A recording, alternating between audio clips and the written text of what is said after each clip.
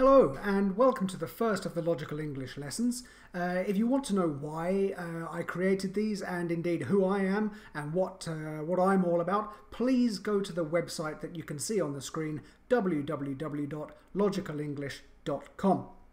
Oh, by the way, at this point, if you haven't already done so, again, please go to the website and download a study guide.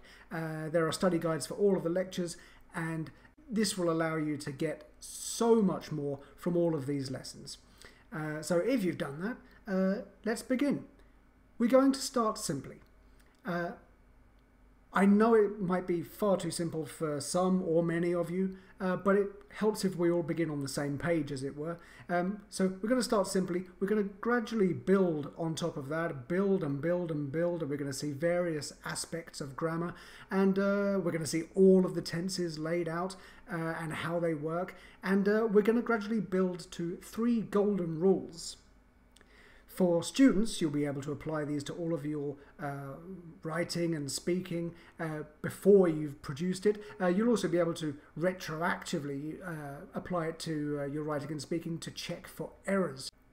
For teachers, you'll be able to supply many of your students with the answer to their questions and giving them reasons.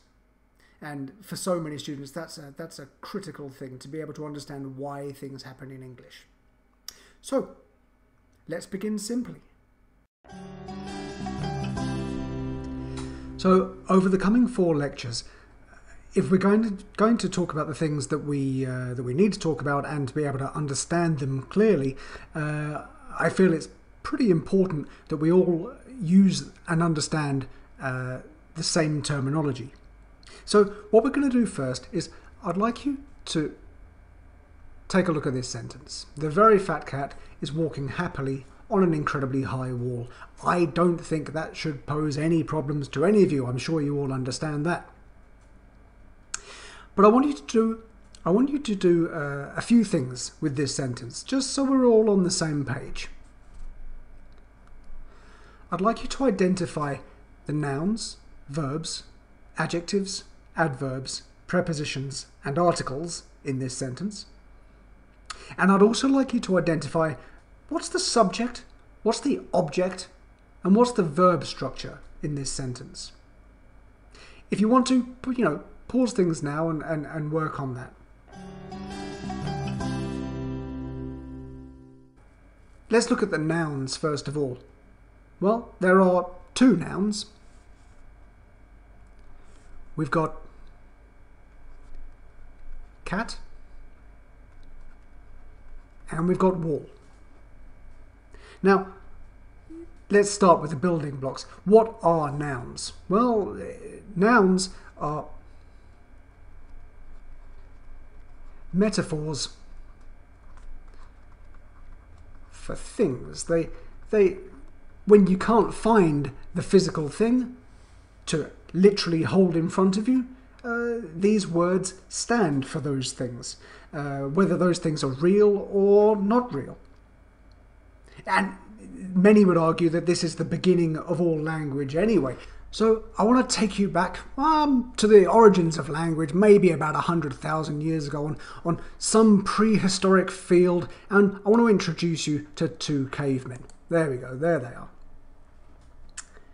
If our nice friendly caveman on the left wanted to convey the idea of a chicken to the caveman on the right, well, he'd have to, before language, find an actual physical chicken. And there it is. So now there's no need for language because you can actually find the thing that you're trying to convey the idea of. However, if he wasn't able to find an actual physical chicken, he'd have to do something else. And that's somehow produce a metaphor for what a chicken is. He'd have to create a word. And what's he going to do? He's going to have to invent it, and he'll say to his friend,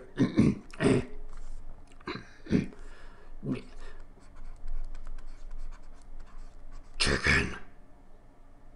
And really, that's how nouns begin. They have to be invented at some point, and that's what happens. Many people would argue that that is the root of all language. So, We're going to skip over the verbs for the moment. They're a complicated and large subject, and we'll come back to them in just a moment. But let's go straight on to the adjectives. What are the adjectives in this sentence? I hope you were able to find that we've got fat and we've got high. So what's the job of an adjective? I hope you can see up here that fat is describing cat and high is describing wall. So the job of an adjective is used to describe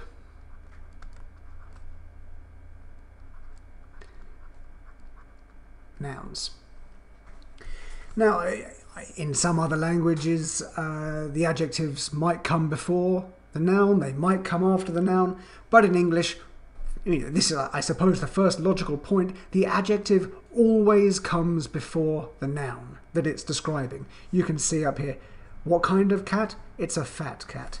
What kind of wall? It's a high wall. The adjective's always coming first. So let's move on to the adverbs. What adverbs can you see here? Well, I hope you'll agree with me that you can see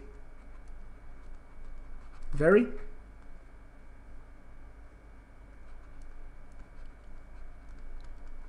happily,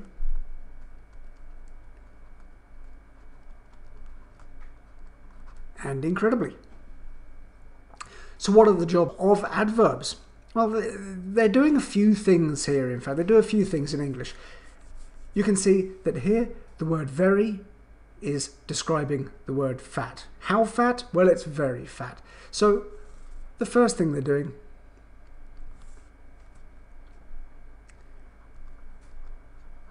they're used to describe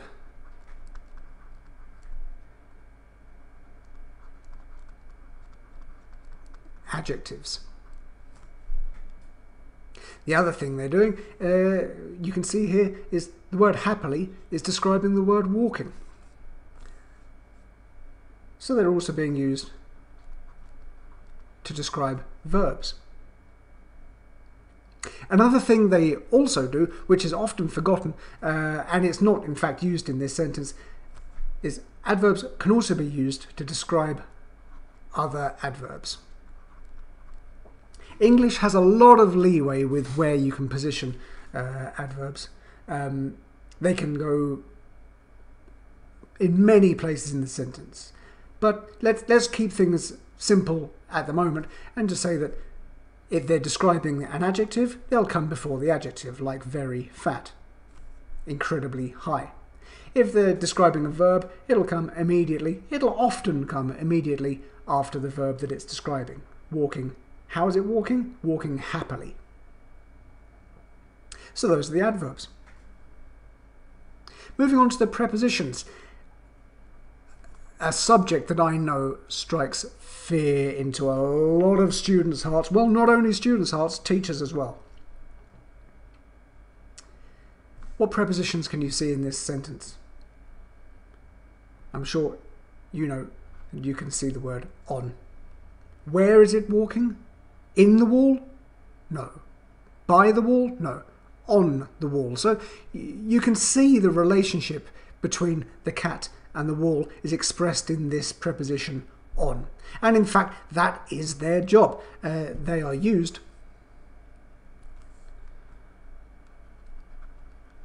to show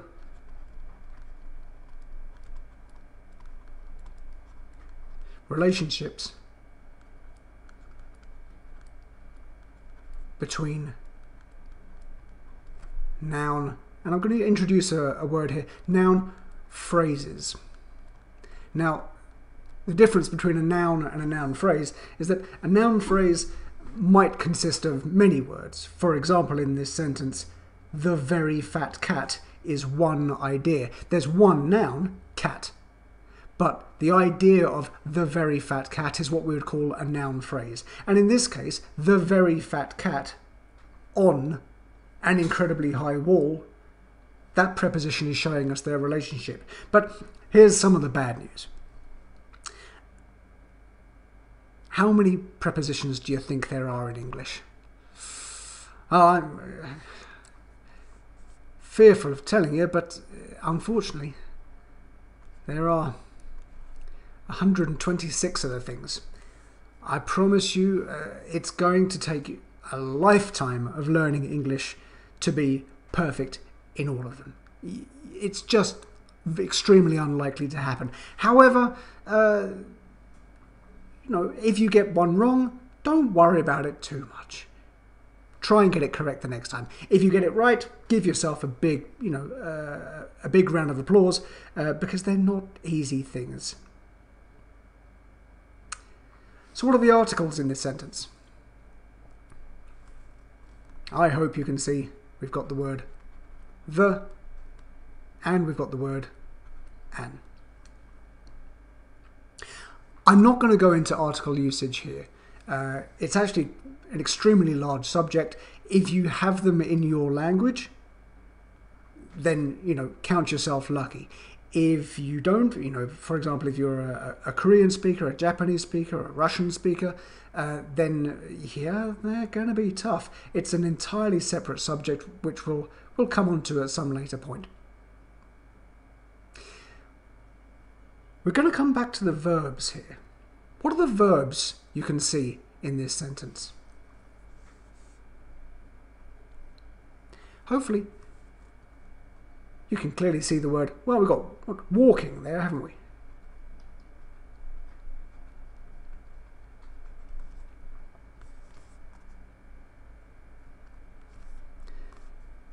There's one other one. What's the other one? We've also got the word is. Now, verbs are often described as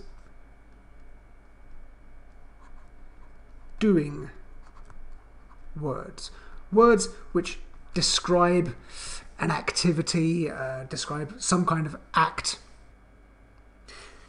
And at this point, we're going to look into verbs in a little bit more depth.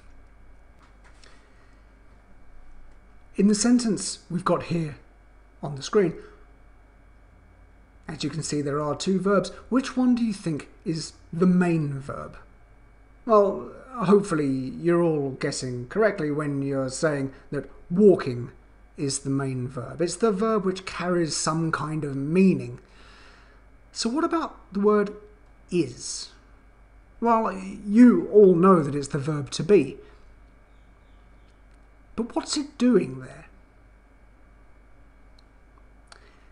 We've got the main verb, walking. The word is, in this sentence, is acting as what we would call an auxiliary verb.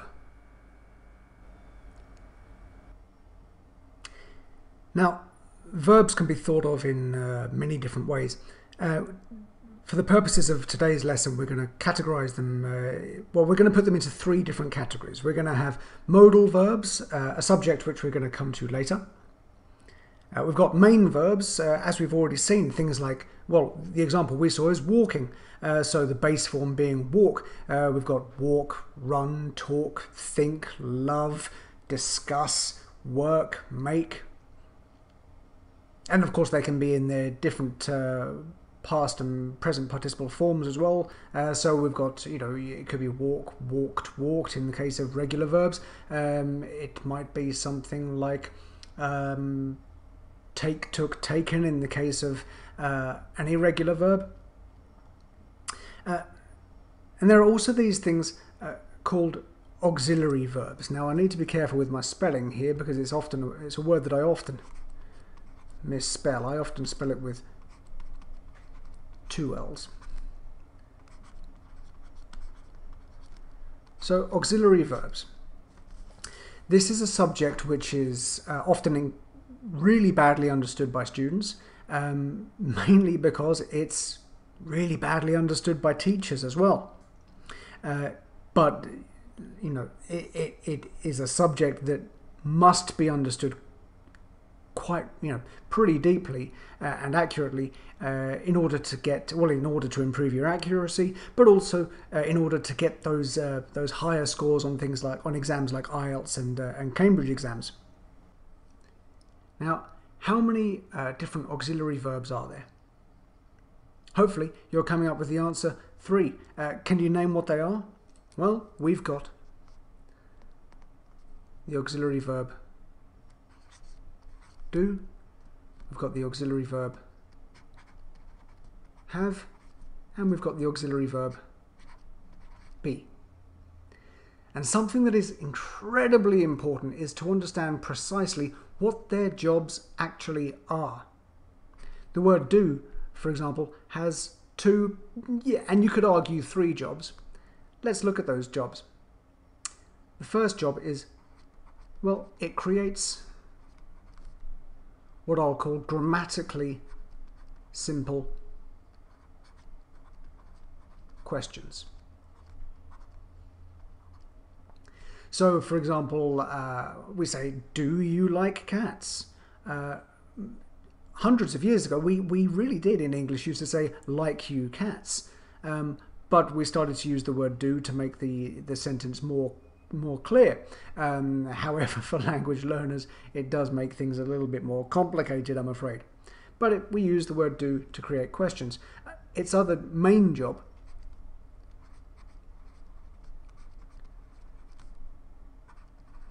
it creates negatives. So with the question, do you like cats? We've got the answer, the negative answer, no, I do not like cats. And just like questions, hundreds of years ago, we used to say, I like cats not, or I like not cats. But for purposes of clarity among native speakers, the auxiliary verb do was started to be used to create negatives. It does have a possible third job, and that's it creates emphasis.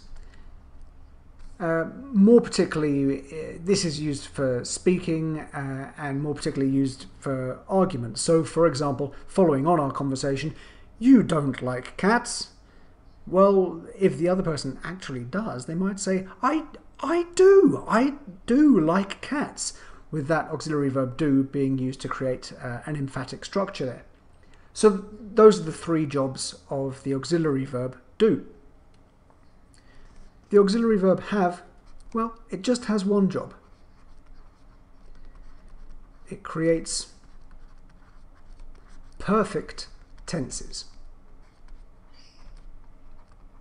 If you're not clear at the moment what we mean by perfect tenses, it's something we're going to be coming on to towards the end of this lesson. Finally, the auxiliary verb be. Again, this one has 2 jobs. Firstly, it creates continuous tenses. I'm sure you know what they are, but just like perfect tenses, if you're not quite sure, we'll be coming on to them a little bit later. Its other job is it creates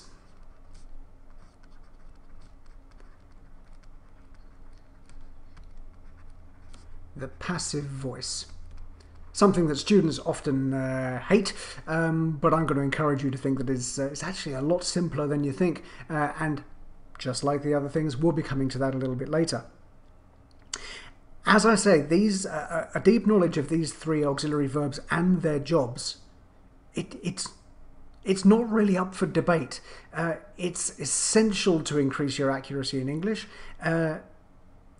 and essential for improving those IELTS and Cambridge scores. If you want a little bit of practice with these, there is an exercise in the study guide accompanying these lessons. Just go to the website if you haven't already to grab that free study guide. So let's come back to the remaining questions on the screen. In this sentence, what's the subject?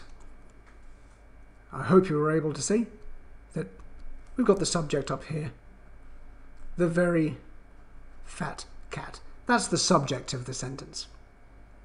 What about the object? We've got an incredibly high wall. You can, if you wish, because of the nature of this verb, which we'll come to later, or rather in a later lecture, you could also include this preposition either as part of the object or as part of the, well, what's remaining. Yep, indeed, that's the verb structure. And again, we can probably include the word, the adverb in that as well. So we've got the subject, we've got the verb, and the verb structure, and we've got the object. And this leads us on to, I suppose, one of the most critical rules in English. In fact, it's probably so critical that I've not actually included it in my 3 golden rules, which we'll come to right at the end. And it also creates one of our first high-level problems that I often see in high-level students. And it's also a problem which many teachers have a great deal of problem spotting because it can be quite, well, I suppose, a seductive problem. And I'd like to highlight that problem here. Take a look at this sentence. Let me read it out for you. It's a beautiful sentence. One day I saw, while I was walking in the park on a sunny afternoon with the sun beating down on my head and the birds, multicoloured like so many musical rainbows, were singing from the tops of the gum trees. Poetic, magical, wonderful. However, I hope you're beginning to see, both students and teachers alike, that there's something not quite right with this sentence. Take a look at it in the study guide and see if you can spot what the problem might be. Which fundamental rule of English is it breaking? Can you answer that question? Ask yourself this question. What's the subject? We've got one day. Okay, one day is expressing a time. That's a time clause. Okay, there we go. We've got I. We've got the subject there. The verb structure. Okay, well, it's immediately next. We say, I saw. So we've got the verb structure there. We've got past simple verb. I saw. And we've got one. Well, in fact, can you tell me what did I see? Oh, no, okay. No, and did I see the birds? No, that's just and the birds. So that's a sort of a separate thing. This is describing the birds, just telling us what the birds were. What did I actually see? This sentence is missing something. Be sure to remember that English needs subject plus verb or verb structure, and indeed that subject might be a noun phrase. It might be several words, but it's still subject plus a verb structure plus an object. And this sentence, I can't really call it a sentence, okay? It's got a full stop at the end, but it's not a complete sentence. It's what we call a fragment sentence, and it's missing its object. But now, well, let me call a small point of order. We all know, and many teachers teach, remember, subject, verb, object, that's how it must be. But there are another couple of options in English, let's be honest. It is also possible simply to have subject followed by verb, depending on which verb you choose. Some verbs absolutely require a direct object. I saw my friend, for example. However, if you were to choose a different verb, I walk. Do you walk? Yeah, you walk. We walk. The words, simply 2 words, we walk, subject, verb, is enough because that verb, walk, doesn't require a direct object. There is another option as well, which is subject plus verb plus adjective. If we simply think of it is good, well, then we've got a complete sentence. Good is acting effectively like the object, but it's not a noun phrase in doing so. It's just an adjective. well, I say just it's an adjective. So there could also be he smells nice, she looks great, etc., etc., etc. So please, please, please, let's not have any more, albeit extremely high level, and this is the kind of mistake I would often see for someone trying to impress an IELTS exam. It's long, it's complicated, but it is not complete, and it would not receive reasonable scores. Much better to keep your sentences tight. I saw something. I saw my friend. And then you know it's completely 100% accurate because you've used the subject, verb, object rule. Please don't forget it. Now, in just a moment, we're going to be coming on to discussing and laying out all of the tenses that exist in English. It's not often, in fact, I've never seen that happen elsewhere. But before we do that, I want to discuss the other side of verbs. We've discussed auxiliary verbs. Now I want to take a look at main verbs, and more to the point, what we're going to call them. Here's what I'd like you to do. So far we've seen in the previous, in our sentence earlier, we saw is walking. We agreed that is an auxiliary verb in that sentence, and walking was the main verb. But what do we call that kind of verb? And indeed other kinds of verbs. If you take a look at these words here, we've got to take, took, taken, taking, and taking. Yeah, I know there are two of the same there. Can you think what we call those things? Let's begin with the second one down, take. Well, there's a lot of confusion about naming these things. Confusion caused by books, caused by teachers. Here I'm going to use what I believe to be the best method, the best naming system. Take, we're just going to call that the base form. What about took? You know, we've got take, took, taken, right? Took.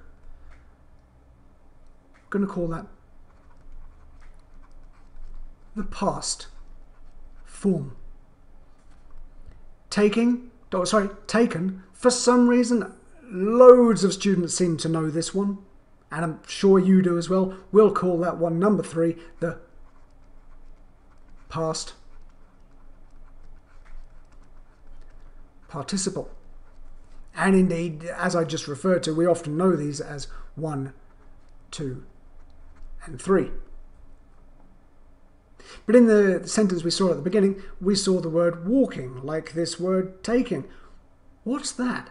Now, I'm sure many of you at the moment are thinking, oh, that's a gerund. Well, no, not as a verb, and we'll discuss that in just a moment. We in fact call that when it's with the auxiliary verb to be, in other words, creating the continuous tense, as in is walking. We know this as the present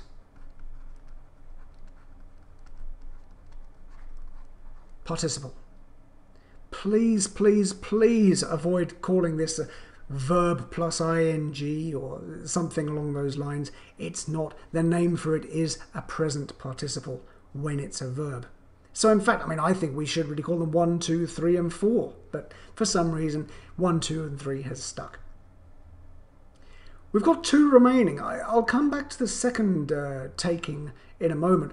First of all, this to take. Hopefully, you're able to recognize it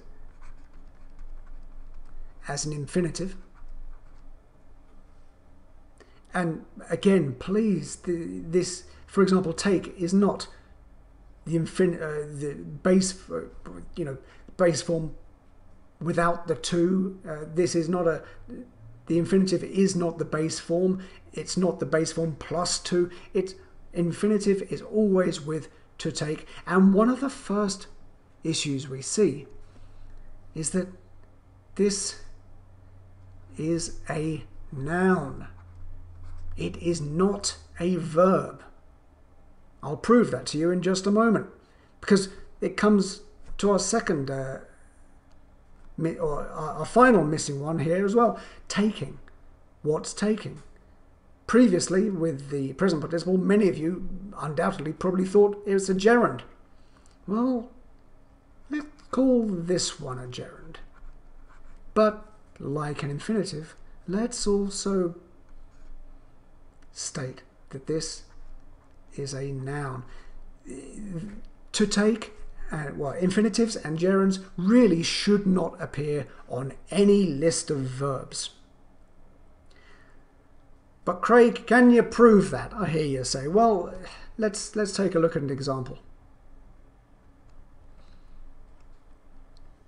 I don't know about you, but I like cats. What do you like? You like music? Yeah, me too. I like the sun. Oh, absolutely. You know, I live in Australia and that's a nice climate for me. I like the sun. Also, I like to walk in the park, especially on a nice sunny day. I'm sure we all do. I like to walk in the park. Do you like to walk in the park? Another thing I like to do, I like listening to music. If we take the sentence, I like cats, what's the subject? I, right? I is the subject. We know there's only one verb here because there's no auxiliary verb. I like is the main verb. And the object, we've got cats. The countable noun, cats. 1 cat, 2 cats, 3 cats. We've got the uncountable noun, music. We've got a noun phrase here, which, you know, including an article, the definite article. I like the sun. The sun is acting as a noun phrase, as the object in this sentence. And then here we've got something interesting. To create an object, we're using here the infinitive. And an object is not a verb. An object is a noun. So we've got to walk in the park as quite a long noun phrase here, beginning with an infinitive. Another possibility, we've got listening to music. We're using the gerund here for the same kind of reason, creating a nice long noun phrase beginning with a gerund. So if cats is a noun, then to walk is a noun, and listening is a noun in this case. We can even flip it round. Let's try that. We've got music is nice. What else is nice? I don't know. Ice cream. Ice cream is nice. But now let's try using these infinitives and gerunds. It works. To walk in the park is nice. And I'm sure you're one step ahead of me here. Listening to music is nice. Again, we're using an infinitive and a gerund here, this time not as an object, but as the beginning of a subject and a noun phrase. So hopefully you can see here that infinitives and gerunds, they are absolutely not verbs. They are a way that we convert verbs into nouns. When we're talking about verbs, we only have four forms, not like the multiples of four, you know, I think some 18 forms or so that exist in French and Spanish. Many more than that in Portuguese. We just have the 4 in English. We've got the base form, the past participle, and the present participle. And combining those with our various auxiliary verbs that we saw earlier, we can start to create are various tenses in English. So let's start taking a look at those. So now it's time to move on to discuss some of the tenses, in fact all of the tenses. But before we look at English, I want you to think about your own language. How many tenses does your language have? Take a moment to think about that. I'm by no means any kind of expert in your various languages, but to the best of my knowledge, I would say that I think French has something like 18. Spanish, I believe, has something similar. Portuguese, any Portuguese speakers out there, you might be shocked to find out that, well, your language has, I believe, something like 27 tenses. On the other hand, we've got, well, the Japanese speakers out there. You might be thinking, 27? No, Japanese, we only need 6. And I think similar for Korean, if there are any Korean speakers out there.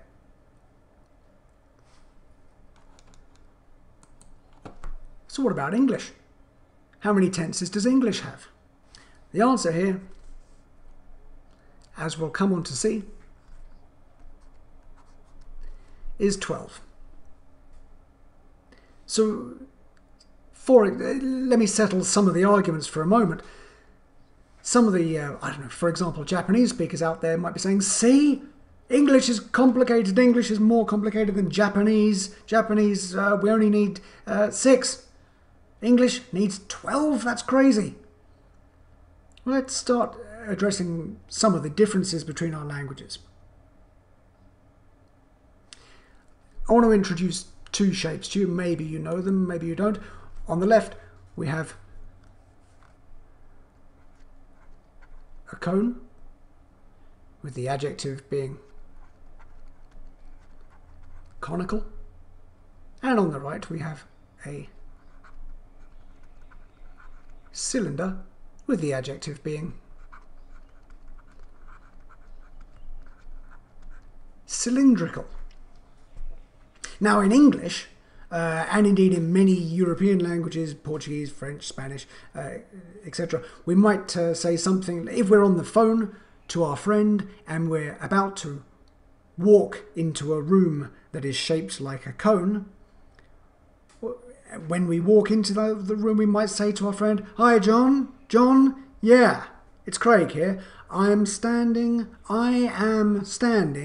in a conical room. I am standing in a conical room. Okay, John, I'm going to move into the next room now. And so now, John, I am standing in a cylindrical room." There's quite a lot of words there. I am standing in, that preposition linking the noun phrases I and room, in a, and then we've got an adjective, conical, describing room. I am standing in a conical room. These are tense-based languages, but many languages, for example Japanese, Korean, Russian, use what we call a case-based system. And indeed English used to use a case-based system back 1,000 years ago when it was just beginning. But we stopped using it in favour of things like prepositions and greater number of tenses. But what is a case-based system? Well, this might be similar to your language, this might not be, but in a case-based system, the person might say, "Hi, John, I stand." That's how it would translate, but the word stand might be different depending on the shape of the room. So I stand-ee, I stand-are.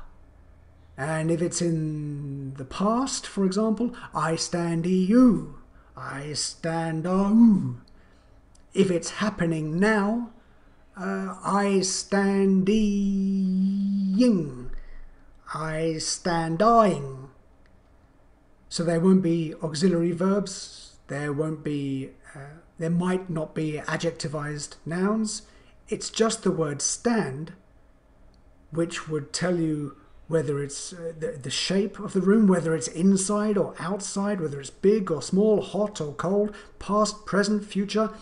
And in my opinion, because that's the way my brain is wired being an English speaker, it seems to be simpler to use tenses rather than cases. If you're a Japanese or Korean speaker or a Russian speaker, I'm sure you disagree, but those are the fundamental differences. It's kind of up to you guys to decide, well, which system do you believe is simpler? In fact, as I said, English does have it does have a history of using cases, but 1,000 years ago, but we do still have some of them. I want to give you an example here.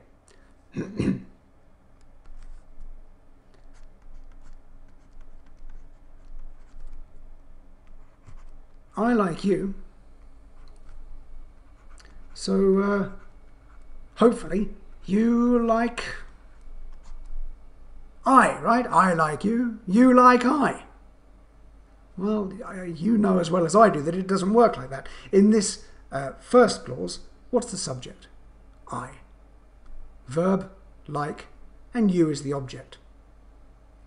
But now when we spin those round, when we're using you as the subject,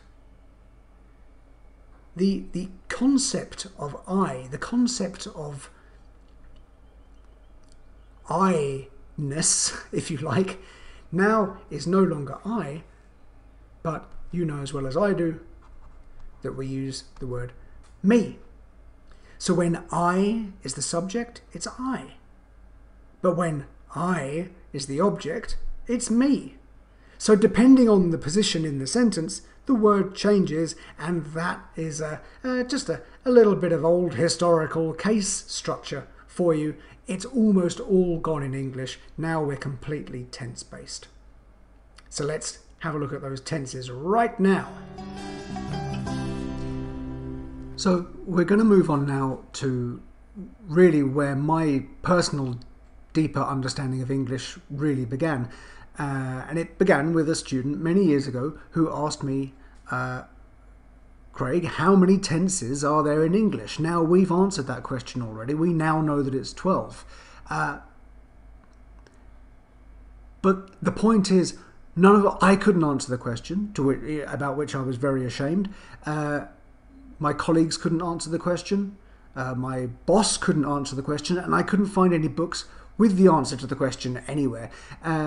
So that made me sit down with a pen and piece of paper and figure out the number of tenses and to list them and to see their differences so I could start to see this language as logically as possible.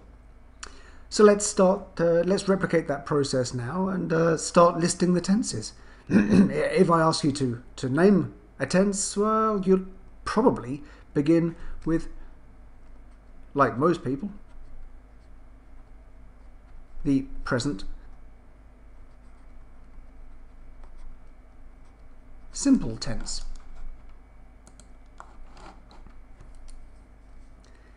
And of course, if we've got present simple, there's past simple. Well, we've got past simple, present simple. We've also got future simple. I tell you what, while we're at this point, let's get some examples of these.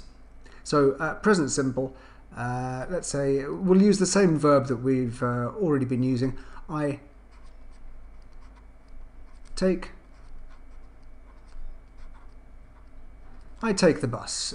When? Well, of course we're using present simple now, so we'll talk about always. We'll talk about a repeated action, something that's always true. I take the bus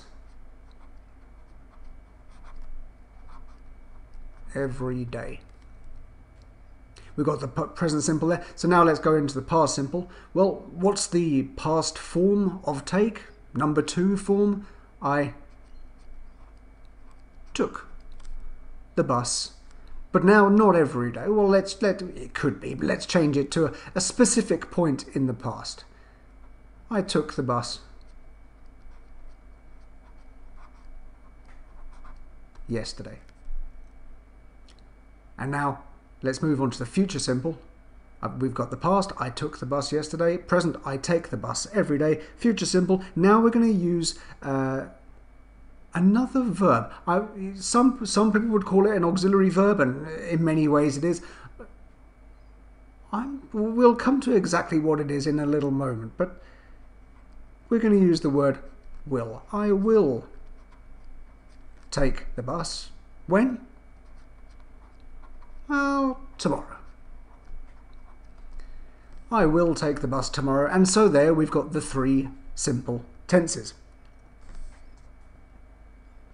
Moving on from the simple, well, we've got present. The next one that many people mention will be continuous. Present continuous. An example of that, let's have now which auxiliary verb are we going to be using to create the continuous tenses? We're going to be using the auxiliary verb to be, but of course we're going to conjugate it with the subject. So I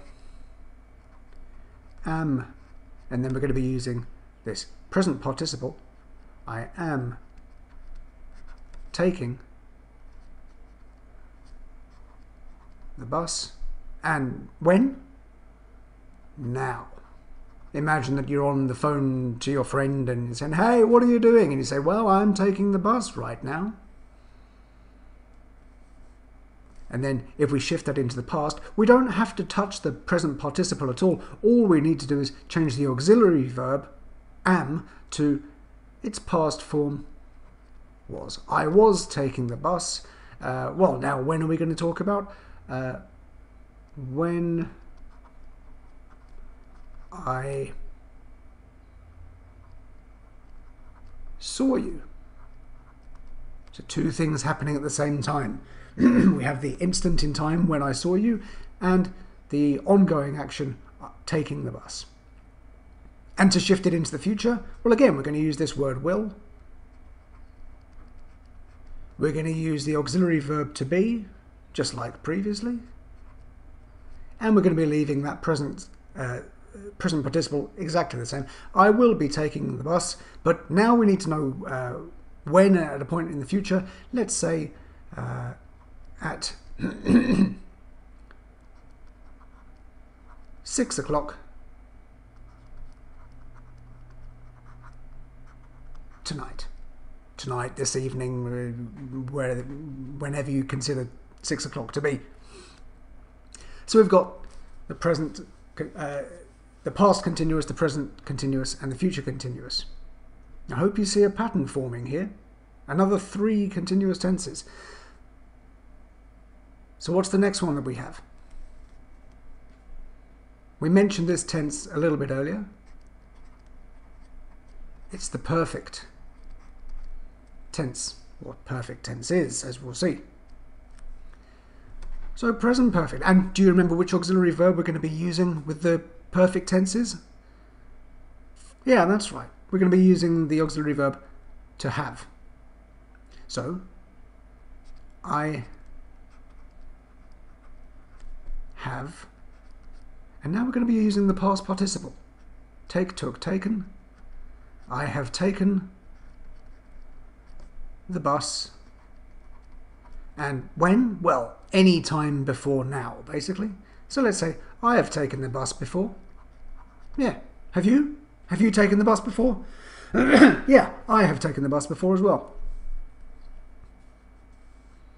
So that's the present perfect because the auxiliary verb have is in its present form. Now, if we change it to the past perfect, we have, what's the past form of have? Had. I had taken the bus. Well, now let's change it to before another event in the past.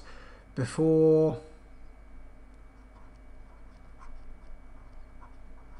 I don't know, let's say before starting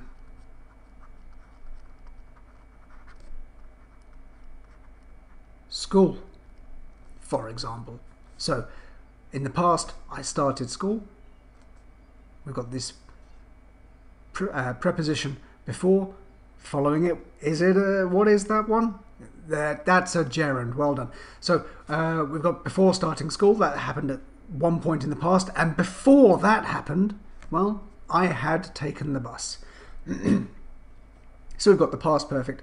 Now we have a pretty tricky one. I won't go into full depth about how to use it right now,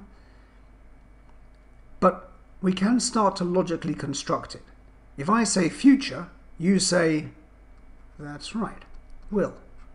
If I say perfect, you say, okay, have.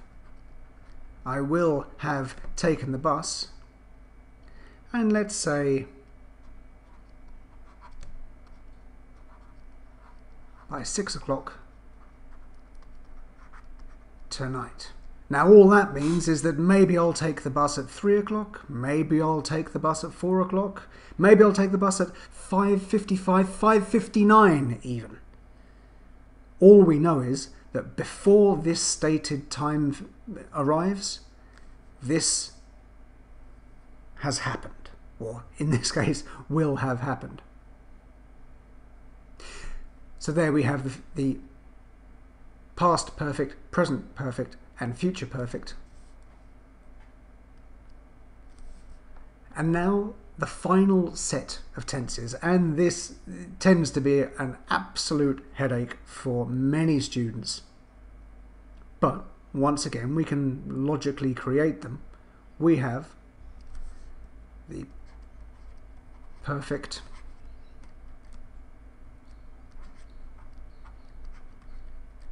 continuous, and forgive me for abbreviating them there just to perfect cont, but space is an issue, of course.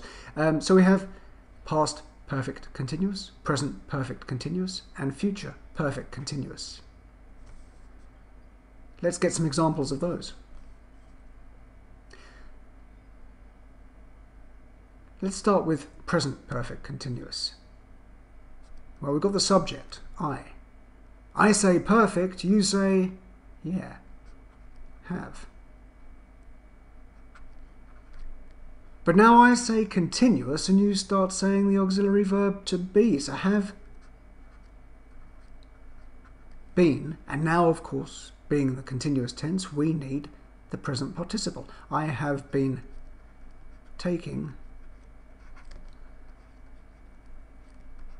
the bus for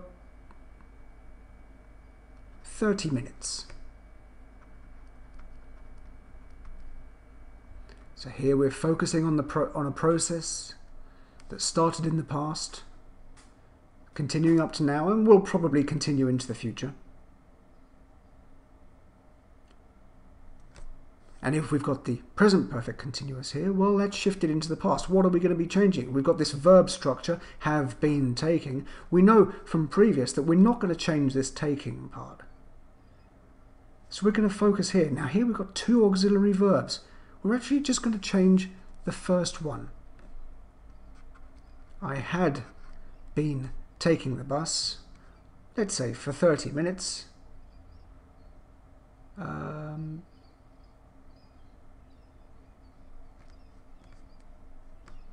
Where shall I put this? By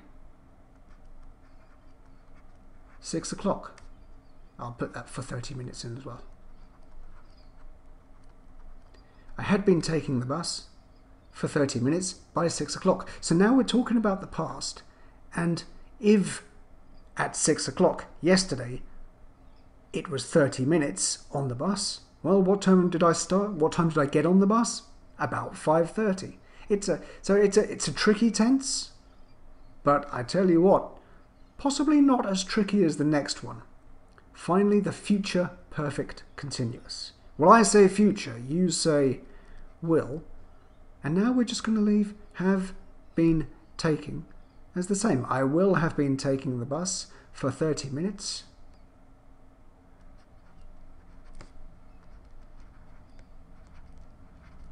By 6 o'clock. And of course now we're talking about the future, so we're talking about tonight at 6 o'clock. Well, when did I start? When do I predict I will get on the bus? About 5:30, so that By 6 o'clock, it's 30 minutes, me on the bus. And there we have our 12 tenses. And this is what we do in English. We've got past simple, past continuous, past perfect, past perfect continuous, present simple, present continuous, present perfect, present perfect continuous, future simple, future continuous, future perfect, and future perfect continuous. They are the 12 tenses. There's no more, no fewer. And at this point in my research, many years ago, this is when I realized, oh my goodness, you know, compared to many other languages, this really is an extremely logical language. There are 4 past tenses, 4 present, 4 future, or if you want to look at it another way, 3 simple, 3 continuous, 3 perfect, 3 perfect continuous. And logically, we can create them, and indeed, that's our very next step. Okay then, I know it's been a long journey, I know there's been a lot of information to take in, but we are pretty close now to creating our 3 golden rules. And at this point, I'll remind you, hopefully you've been using the downloadable study guides as well to help you. If you don't mind, I've simplified what we previously had. We've got all the tenses there, and we've got the examples of the verb structures. So we're going to start to notice a few things now, and we're going to begin with noticing this here. This word will. What kind of word is the word will? I mean, it's not a main verb, because the main verb in these sentences is taking, or take in some form. We know there are only 3 real auxiliary verbs in English, and it's not one of those. So can anyone tell me what it is? Hopefully you've come up with the answer that it is a modal verb. And what I'd like you to do is to think of some other modal verbs that you might have for me. I mean, we've got, in fact, let's go to this next slide here. I'll introduce Craig's modal stereo in just a moment, but what other modal verbs can you give me? We've already seen will. Any others? Well, hopefully you're coming up with will, could, can. Any others? Yep, let's keep going. May, might, shall, should, will, could, can, may, might, shall, should. Of course, we've got ought to. What does ought to mean? Exactly the same as should, that's right. Let's create a sentence now with, I don't know, let's use the word can. Let's put it over here. I can write. Okay. Let's take a sentence with may. I may go. Let's make a sentence with should. I should do my homework, for example. Don't always do it, but I should do it. What I hope you're beginning to notice is that what comes immediately following are modal verbs. I can write. I may go. I should do. If we return to our list of verb forms that we saw earlier, we see that take is a base form, took, past form, etc., etc. If we return to our sentences, what does that show us? after the modal verbs, we've always got a base form. And this is going to create our very first golden rule. And as you can see, we've got some of them listed up here, and I hope you're completing these on your study guides. The first one, after a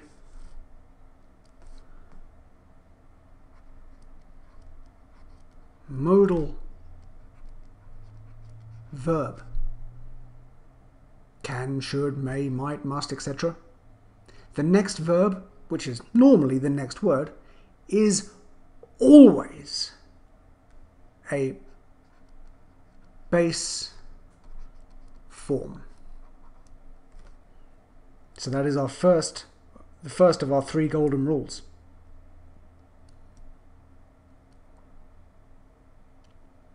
Something else I want you to notice about modal verbs, something that's quite strange about them, and this is where I'll start explaining my stereo. A student many years ago asked me a perfectly simple question, which is, Craig, why are they called modal verbs?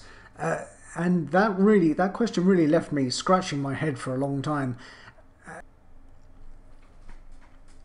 until it occurred to me that if you go, if you forgive my age, this is an old 1980s stereo, but what different functions does it have? It's got, well, it can play cassettes, as you can see here. It can play CDs, and of course back here we've got an antenna allowing us to play the radio. And sitting on the front of that stereo, there's a nice big button that probably says something like mode on it. And the mode button allows you to change between these different functions. And that's when it occurred to me that, of course, these modal verbs are exactly the same. Each modal verb has at least, well, has more than one function. To give you, I won't go into all, this is one of the most difficult things in English. I won't go into all of the examples now, but we'll take one example. For example, should. I should do my homework. Well, we're talking about an obligation, right?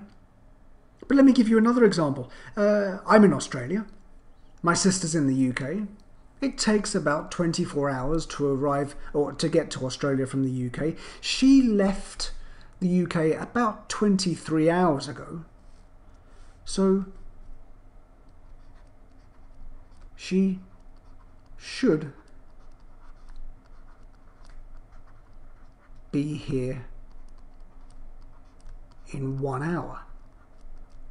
Now that's nothing to do with obligation, that's a prediction, right? An expectation. So we're using the modal verb, the same modal verb, in a different way, but it is still obeying our golden rule number 1, being followed by a base form.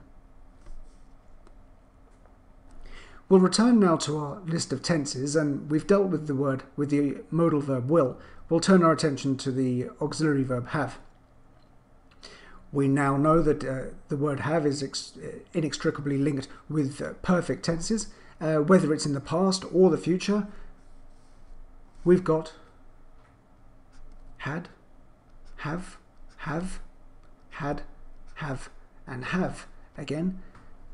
And in the same way that you notice things about the modal verb will, let's start noticing about the auxiliary verb have. What is it always followed by?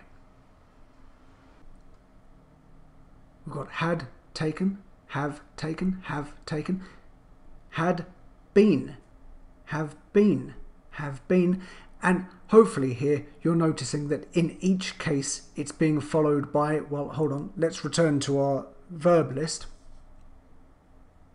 In each case it's being followed by the past participle, number 3, right? You can see here, past participle, but they're all being, even the been is past participle, is a past participle. So this allows us to create our second golden rule. And the second golden rule being after the auxiliary verb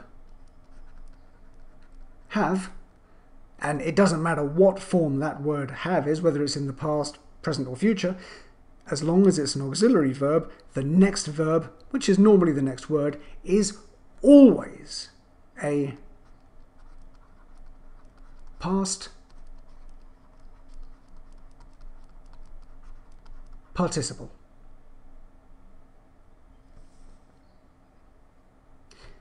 That brings us round to our rule number 3, and let's return to our tense list of tenses for that.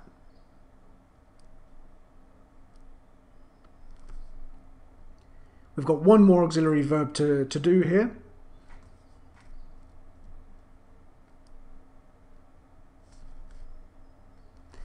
And hopefully you can see that we've got the verb to be.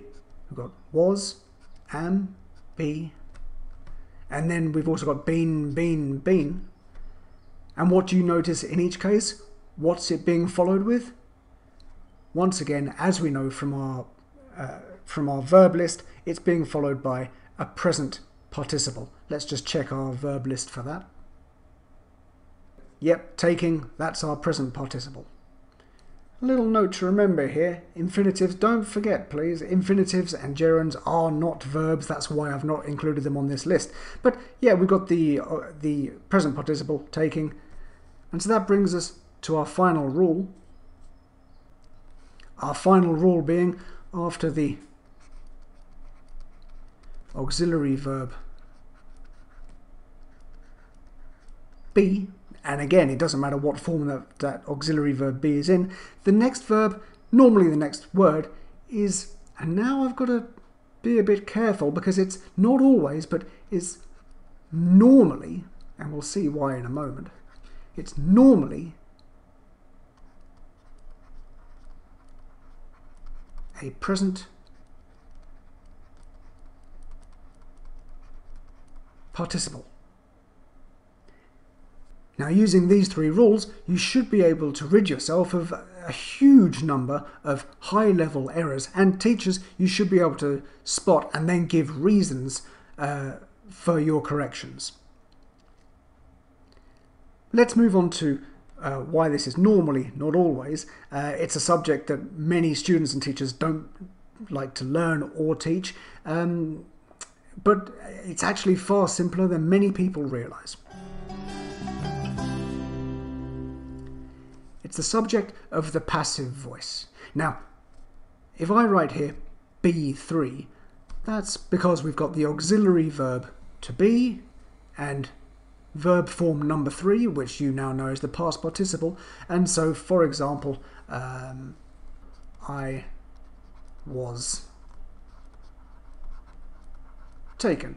We've got some form of the auxiliary verb to be in was, and we've got the past participle in taken. So it's easy to create the passive voice, but probably what is the biggest problem is, well, why do we use it? If you're a speaker of a European language, it's highly likely that you use it for the same reasons in your language, but not necessarily so for all learners. Let's look at our reasons why. Well, one, we use it because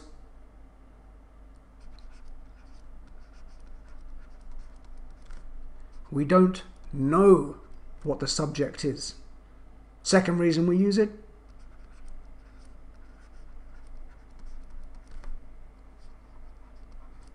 we don't care. Third reason we use it is the subject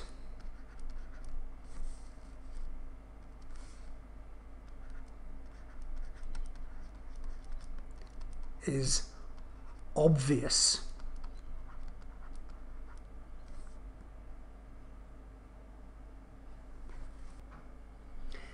To give an example of these, if we take the sentence,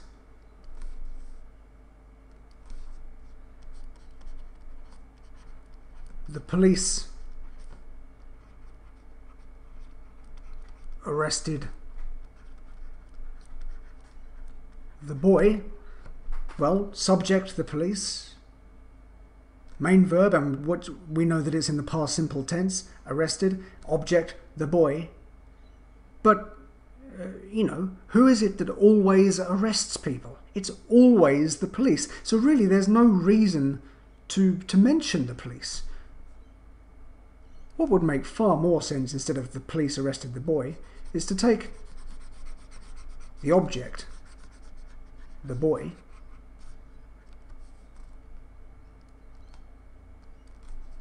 put it at the front of the sentence. So we've got the boy. Now we're going to be using the auxiliary verb in its past simple form,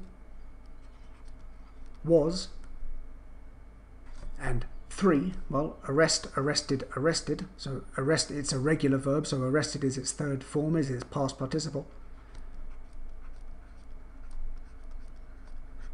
The boy was arrested, and now we have no particular need for the subject of the police. But if we want to, we could use the preposition by the police. But I would argue, because the subject of the police is obvious, there's no real reason to do that. And so, for these 3 reasons, we use the passive voice, which is why I say it's normally a present participle that follows the auxiliary verb to be, not always. So using these 3 golden rules, you're going to get out of a lot of problems, okay? And not only that, but keeping these 3 rules in your head, and a lot of what we've discussed up until now, it's going to make the lectures that follow this an awful lot easier as we discuss things like relative clauses and the conditionals, etc., etc. Let's take a look at an example sentence in which you can use the 3 golden rules that we've just learned to correct some of the errors. It's a good example of a sentence from an intermediate student or intermediate or high level student. Let's see. If I had saw you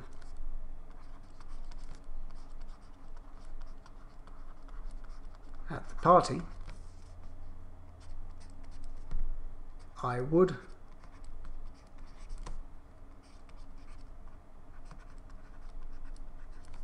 to have say hello. If I had saw you at the party, I would to have say hello. Seems okay to many students. But let's now use the 3 golden rules to go through this and see what we can correct. I'll give you a little clue. This word had here, there's no problem with it. The next lesson, in fact, is going to be all about the conditionals and simplifying your understanding of them and making your comprehension of it all much more efficient. But suffice to say, I'll just say that this word had here is fine. But it is an auxiliary verb. The auxiliary verb have, of course. And what do we know from rule number 2? We know that the next verb absolutely must be a past participle. So rule number 2, see, saw, seen. We're going to change saw to seen because of rule number 2. If I had seen you at the party, I would to have say hello. And now we've got the modal verb would. What do we know about modal verbs? They're always followed by a base form, right? Here we don't even have a verb. As you now know, we've got an infinitive. So we're going to remove that 2, and that leaves us with the base form have. And that's rule number 1.